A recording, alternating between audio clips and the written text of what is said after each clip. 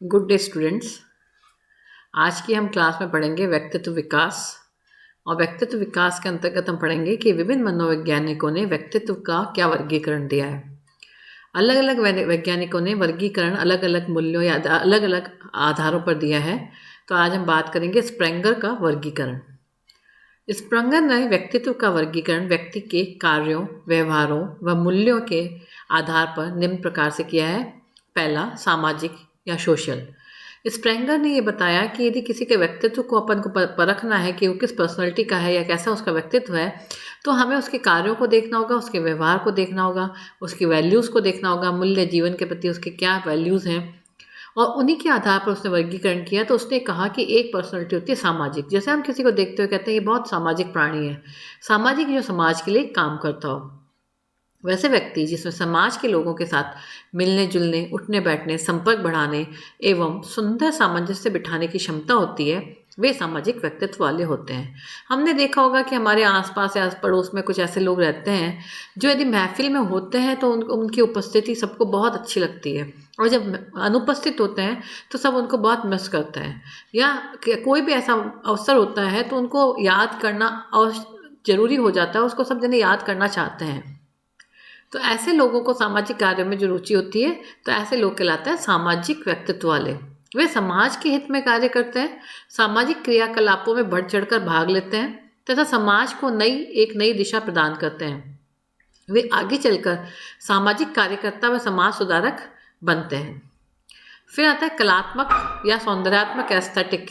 कलात्मक या सौंदर्यात्मक, सौंदर्य बोध रखने वाले सभी व्यक्ति इसी श्रेणी में आते हैं। इनका झुकाव सुंदर वस्तुओं, प्राकृतिक सौंदर्य के प्रति सबसे ज़्यादा होता है, जैसे संगीतकार, मूर्तिकार, साहित्यकार, कलाकार, कवि आदि। तो यानी जो काम कर रहे हैं उसके अनुसार व्यक्तित्व को देखा इसमें।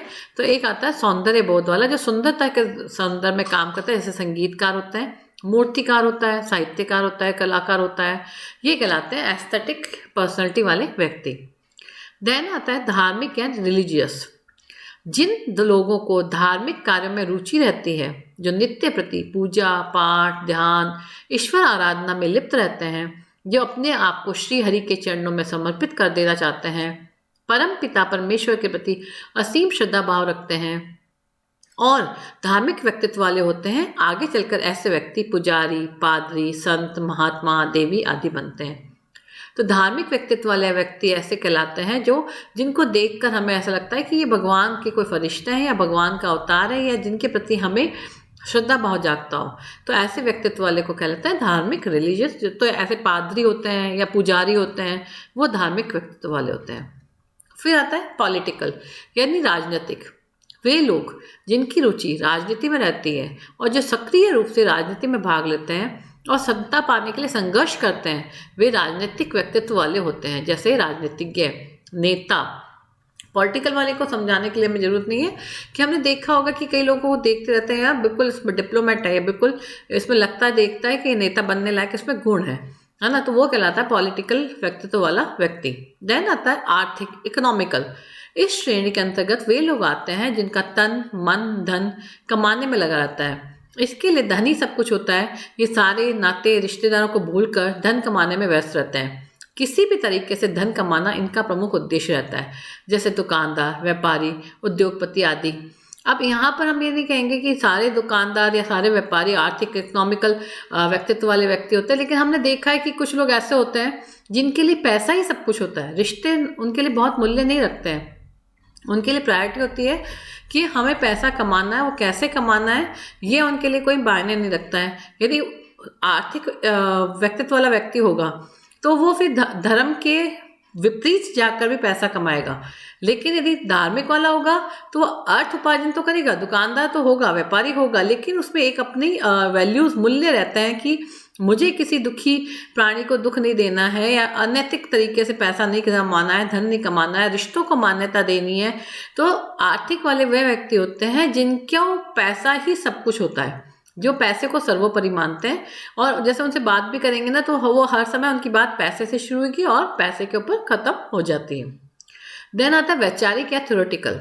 ऐसे लोग बुद्धिमान एवं ज्ञानवान होते हैं। इनमें ज्ञान अर्जित करने की असीम ललक होती है। हमने देखा है जिनके पास बैठते हैं तो हमेशा पढ़ाई लिखाई की बात या किसी चीज़ की बात करते रहते हैं, जैसे उन्नति, देश में क्या चल रहा है, देश की आर्थिक स्थिति कैसी है, देश में सुधार कैसे ला सकते हैं। तो जो थ्योरेटिकल होते हैं ऐसे लोग बुद्धिमान होते हैं और ज्ञानवान होते हैं। वे सोते, जागते, उठते, बैठते, चैतन्य, अचैतन्य मतलब अमूर्त रूप में या मूर्त रूप में हर दशा में चिंतन करते रहते हैं और अपने ही विचारों में खोए रहते हैं। दूसरे लोग इनके बारे में क्या कहते हैं इससे उनको कोई परवाह नहीं होती है। ऐसे व्यक्ति वैचारिक दृष्टिकोण वाले होते हैं जो आगे चलकर वैज्ञानिक, दार्शनिक, अन्वेषक, खोजी आदि बनते हैं। अब हम पढ़ेंगे C.S. जुंग के अनुसार। जर्मनी के प्रसिद्ध मनोवैज्ञानिक C.S. जुंग का व्यक्तित्व का वर्गीकरण सभी वर्गीकरणों में श्रेष्ठ माना गया है। तो यदि हम पर्सनैलिटी का देखेंगे, टाइप्स ऑफ पर्सनैलिटी देखेंगे, व्यक्तित्व के प्रकार देखेंगे, तो सबसे जो पॉपुलर प्रकार जो माना जाता है वो है जुंग के अनुसार। उन्होंने मानव प्रवृत्ति को ध्यान में रखते हुए व्यक्तित्व का वर्गीकरण निम्न 3 प्रकारों से किया है। उन्होंने कहा कि एक ह्यूमन का एटीट्यूड क्या है, वो कैसे परिवार में या फैमिली में या सोसाइटी में रिएक्ट करता है, उसकी धारणा क्या है, उसको किस रूप में देखता है, उनके साथ कितना इंटरेक्ट करता है, उस आधार पर उन्होंने ये क्लासिफिकेशन किया और उन्होंने 3 भागों में बांटा। तो फर्स्ट है अंतर्मुखी व्यक्तित्व, इंट्रोवर्ट। अंतर्मुखी व्यक्तित्व वाले वे लोग होते हैं जो अपनी जीवन शक्ति यानी लिबिडो को अपने ही भीतर संचित करके रखते हैं। ये आत्म केंद्रित एवं एकांत प्रिय होते हैं। आपने देखा होगा कुछ लोग ऐसे होते हैं कि जब भीड़ के बीच में अकेले रहते हैं, उनको किसी से बात करना पसंद नहीं होता, वो किसी से शेयर भी नहीं करते, उनके दोस्त भी लिमिटेड होते हैं, वो बहुत जल्दी रिएक्शन नहीं देते हैं और घुलते मिलते भी नहीं है और उन्हें हंसी मजाक और ऐसे इस चीज़ें की पसंद नहीं होती। वो अकेले रह के अपना पढ़ना या कुछ ऐसा उस चीज़ में इंटरेस्टेड ज़्यादा रहते हैं।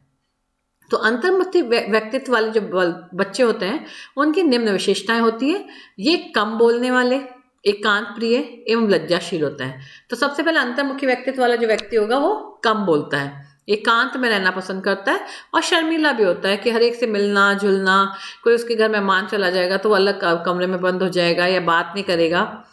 फिर इनमें व्यवहारिकता का अभाव होता है, ये सोशल या बिहेवियर, इनका अच्छा बिहेवियर नहीं होता, दूसरों के साथ कम लोकप्रिय होता है, इनको लोग पसंद भी नहीं करते। क्या है वो बिल्कुल इंट्रोवर्ट पर्सनालिटी का है, वो किसी से बात भी नहीं करता, उसके घर जाओ वो बच्चा बात ही नहीं करता है। ये भीड़ भाड़ से भी घबराते हैं और लोगों की दृष्टि से दूर रहना चाहते हैं। साथ में ये व्यवहार के कुशल नहीं होते हैं। जैसे कि मैंने बताया ये लोग क्या होते हैं कि अपने अंदर की जो भी चीज़ होती है उसको शेयर नहीं करते हैं। और हम एक सामाजिक प्राणी है, मनुष्य एक सामाजिक प्राणी है और सामाजिक प्राणी जो होता है वो एक दूसरे से इंटरेक्ट करते, क्रिया प्रतिक्रिया करके अपने अंदर की किसी भी समस्या का समाधान पा सकता है। दुख या सुख दोनों बांटने से बढ़ते हैं और कम होते हैं और दोनों चीज़ों में अच्छा लगता है। यदि मान लो हमें कोई अच्छी चीज़ मिली तो हम उससे बहुत खुश हैं, तो वो खुशी तब अच्छी होगी जब हम किसी को बताएंगे कि भाई मेरे को ये हुआ। हम दुखी है तभी हमें लगेगा हम किसी से शेयर कर ले। लेकिन अंतर्मुखी व्यक्तित्व वाले ना तो अपने दुख से किसी को अवगत कराते हैं ना सुख से कराते हैं। ये व्यवहार कुशल भी नहीं होते, ये काम की अपेक्षा विचारों को अधिक महत्व देते हैं। ऐसा भी नहीं है कि जो अंतर्मुखी होता है वो खूब काम करते थे क्योंकि वो एकांत में रहते, नहीं, ये सपनों में ही खोए रहते हैं या विचारों में ज़्यादा खोए रहते हैं बजाय फिजिकल वर्क करने के। इन्हें हंसी मजाक बिल्कुल भी पसंद नहीं होता है, ये असामाजिक होते हैं। जैसा कि मैंने पहले ही बताया, अंतर्मुखी का आने का मतलब ही है कि लोकप्रिय नहीं होते हैं। इनको बहुत सारे लोगों की भीड़ में आप ऐसे अंतर्मुखी व्यक्तित्व वाले लोगों को आसानी से पहचान जाएंगे। लोगों से ज़्यादा मिलना जुलना इन्हें पसंद नहीं होता।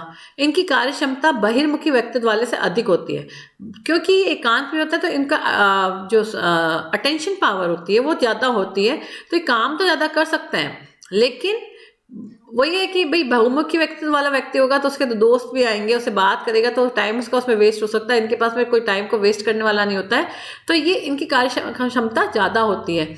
इसीलिए जो अंतर्मुखी व्यक्तित्व वाले होते हैं वो अपनी स्वयं की उन्नति के लिए ज़्यादा प्रयत्नशील होते हैं और ज़्यादा सक्सेसफुल होते हैं बजाय बहिर्मुखी। क्योंकि बहिर्मुखी जो होता है वो दूसरों के काम के बारे में ज़्यादा सोचने लग जाता है या उनको भी इम्पोर्टेंस देता है। ये उनको इम्पोर्टेंस नहीं देता, इनका पूरा ध्यान अपने स्वयं के कार्य पर होता है। ये सीधे साधे, शांत स्वभाव वाले और छल कपट से दूर रहने वाले होते हैं। पढ़ाई में ऐसे बालकों की रुचि अधिक रहती है। ये खेलों में कम ही भाग लेते हैं। ये लगनशील होते हैं, दूसरों की परवाह किए बगैर ये दिन रात अपने काम में जुटे रहते हैं। इनमें विचारों को बोलकर प्रकट करने की क्षमता नहीं होती है, क्योंकि ये बहुत मितभाषी होते हैं, कम बोलते हैं। तो ये अपने अंदर की जो फीलिंग्स होती है, भाव होते हैं, वो किसी को बोल कर बताने में असक्षम होते हैं, कम बता पाते हैं।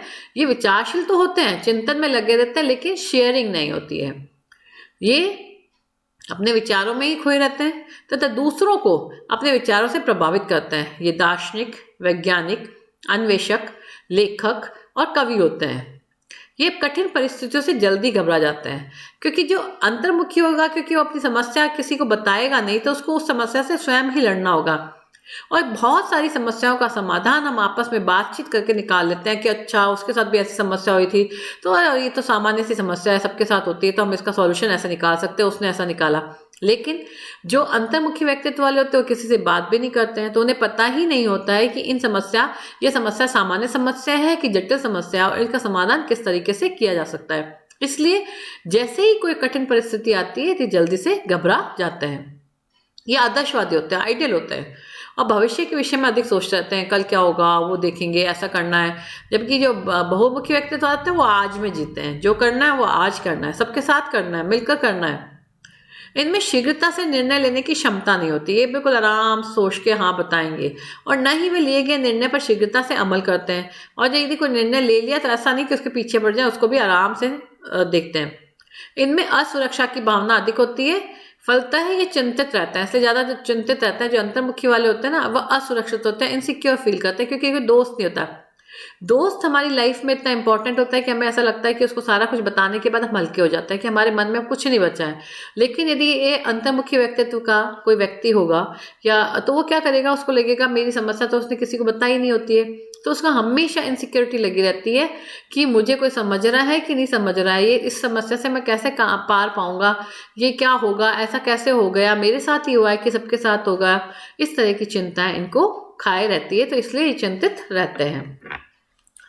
दूसरा व्यक्तित्व आता है बहिर्मुखी। हम पढ़ रहे हैं C.S. जुन के अनुसार उन्होंने 3 तरीके से बांटा था। फर्स्ट अंतर्मुखी, दूसरा है बहिर्मुखी व्यक्तित्व। बहिर्मुखी व्यक्तित्व लोग अपनी जीवन शक्ति यानी लिबिडो का संचार बाह्य की ओर करते हैं। ये यथार्थवादी होते हैं, ये आदर्शवादी नहीं होते। अभी हमने पढ़ा था कि जो अंतर्मुखी व्यक्तित्व के स्वामी होते हैं वो आदर्शवादी होते हैं, आइडियलिस्टिक होते हैं, और ये होते हैं रियलिस्टिक या फिर प्रैक्टिकल, और परिस्थितियों का वस्तु रूप से सामना करते हैं। यानी कहीं समस्या आ गई तो उस समस्या को देखकर और उसके समाधान की कोशिश करते हैं, ना कि घबराते हैं। ये मिलनसार होते हैं, जैसा कि मैंने बताया। अंतर्मुखी वाले एकांत प्रिय होते हैं और ये बहिर्मुखी वाले मिलनसार होते हैं। बहिर्मुखी व्यक्तित्व वाले लोगों में निम्न विशेषताएं पाई जाती हैं। ये समाज केंद्रित होते हैं और दूसरों से मिलना जुलना, उठना बैठना, स्थापित करना अच्छा लगता है। ये जो होते हैं बच्चे ऐसे होते हैं जिनमें समाज में इनकी बहुत महत्व होता है। जब ये समाज में जाते हैं तो समाज के लोग इनसे मिलना जुलना पसंद करते हैं और इनकी संगति से वो खुश होते हैं। ये लोकप्रिय, जनप्रिय एवं व्यवहार कुशल होते हैं। इनमें सामाजिकता का गुण पाया जाता है। ये अधिकांश समय अपनी संगी साथियों एवं समाज के साथ व्यतीत करना चाहते हैं। एक यही रीज़न है कि इनकी कार्य क्षमता अंतर्मुखी व्यक्तित्व वाले व्यक्तियों की कार्य क्षमता से कम होती है, क्योंकि ये अपना काफ़ी समय जो है वो संगी साथी और समाज में व्यतीत कर देते हैं। जबकि अंतर्मुखी व्यक्तित्व वाले व्यक्ति जो होते हैं वो अपना पूरा काम ध्यान जो है अपने स्वयं के कार्य के ऊपर लगाते हैं। उन्हें समाज या दोस्तों से कोई लेना देना नहीं होता है। इनमें वाक चातुर्य पाया जाता है, बोलने के परफेक्ट होते हैं। बहिर्मुखी, ये ज़्यादातर नेता जो होते हैं वो एक्सट्रोवर्ट पर्सनैलिटी के होते हैं। कोई भी इंट्रोवर्ट पर्सनैलिटी का नेता नहीं बनता है। ये अपनी वाणी से दूसरों को शीघ्र ही प्रभावित कर लेते हैं। ये चंचल स्वभाव वाले होते हैं, बातूनी होते हैं। ये अपने विचारों को शीघ्र ही दूसरों के समक्ष प्रकट कर देते हैं। अंतर्मुखी वाले अपने विचारों को दूसरों को नहीं बता पाते हैं और ये अपने विचारों को फटाफट बता देंगे। जैसे मान लीजिए उसको किसी चीज़ से दुख हुआ तो वो बता देंगे कि आज मुझे बुरा लगा, आज मैं बहुत दुखी हूँ, आज मैं रोया, आज मैं हंसा। तो इस तरह की सारी चीज़ें जो है वो शेयर कर लेते हैं। फिर ये चंचल स्वभाव वाले बात तो नहीं होते हैं। ये अपने विचारों को शीघ्र ही दूसरों के समक्ष प्रकट कर देते हैं।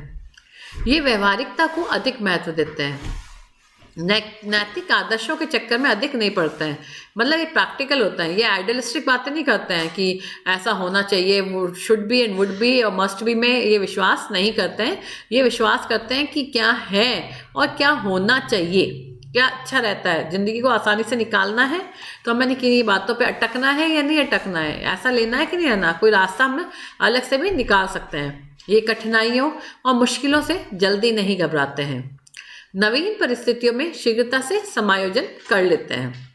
इनमें आत्मविश्वास जो है कूट कूट कर भरा होता है। अभी हमने देखा था अंतर्मुखी वाले में कॉन्फिडेंस की थोड़ी सी कमी हो सकती है, क्योंकि सोशल नहीं होता, ये शेयरिंग नहीं आती इनको।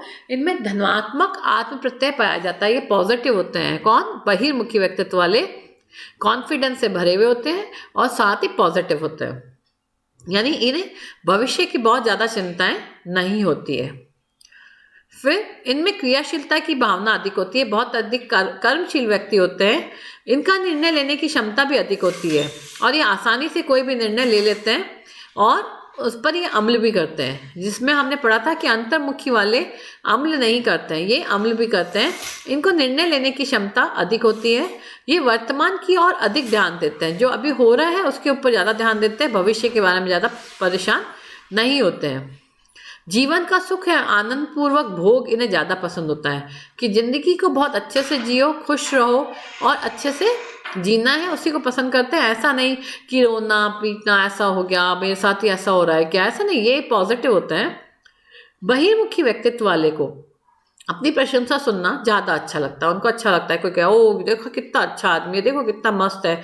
ये सफल व्यवसायी, खिलाड़ी, वक्ता, अभिनेता, राजनीतिज्ञ, वकील और समाज सुधारक बन सकते हैं।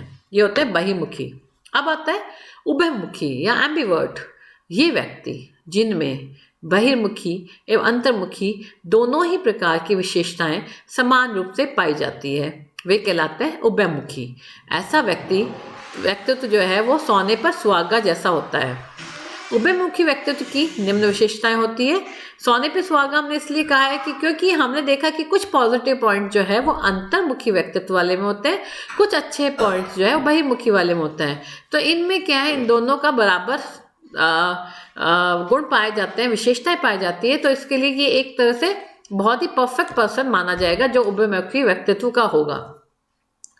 उभयमुखी व्यक्तित्व वाले सभी को प्रसन्न रखने वाले होते हैं, ये सबको खुश रखते हैं। ये सभ्य होते हैं, व्यवहार कुशल होते हैं तथा दूसरों के मनोभावों को जल्दी ही पहचानते हैं।